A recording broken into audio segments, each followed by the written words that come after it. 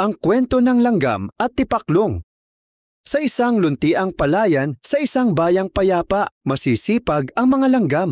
Tuwing umaga, sabay-sabay silang nagtitipo ng pagkain. Butil ng palay, piraso ng tinapay, at mga mumo ng prutas. Laging maingiti sa kanilang mukha, kahit mainit ang araw. Ang pinakamasipag sa kanila ay si Anto, isang batang langgam na laging nangunguna sa pagtrabaho. Kasama niya ang kaibigan niyang si Anta at marami pang ibang langgam. Ngunit habang sila'y abala sa paghakot ng pagkain, may isang masayang tunog mula sa damuhan. Isang tipaklong na tumutugtog ng biolin habang sumasayaw sa araw. Sabi ni Tipaklong ng masaya, "Bakit kayo nagtatrabaho sa ganitong kainit? Tara, mag-enjoy muna tayo!" Si Tipaklong, mahilig sa musika, masayahin, pero tamad magtrabaho. Araw-araw, tumutugtog lang siya at naglalaro, habang ang mga langgam ay pawis na pawis. Lumapit si Anto kay Tipaklong. Sabi ni Anto, "Kaibigan, tulungan mo naman kami. Paparating na ang tag-ulan. Kailangan naming maghanda." Saad ni Tipaklong habang tumatawa, "Tag-ulan? Malayo pa yan, sayang ang araw." Kaya't iniwan siyang muli ng mga langgam at nagpatuloy sa kanilang gawain.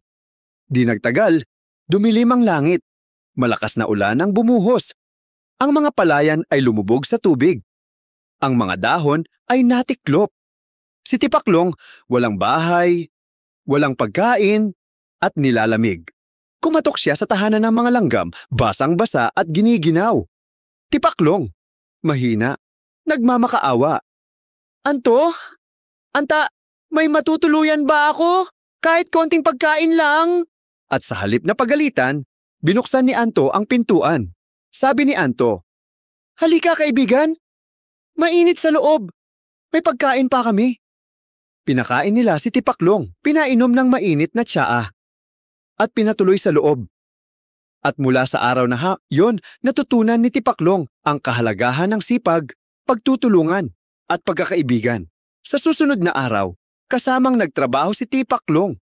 Hindi na lang siya tumutugtog, natuto na rin siyang mag-ipon. Ang aral ng kwento, masarap ang maglaro at tumugtog. Pero mas masarap ang may handa sa panahon ng pangangailangan. At sa puso ng bawat pagkakaibigan, nariyan ang pagtutulungan. Ito ang kwento ng langgam at Tipaklong. Isang kwento ng buhay, sipag, at tunay na kaibigan.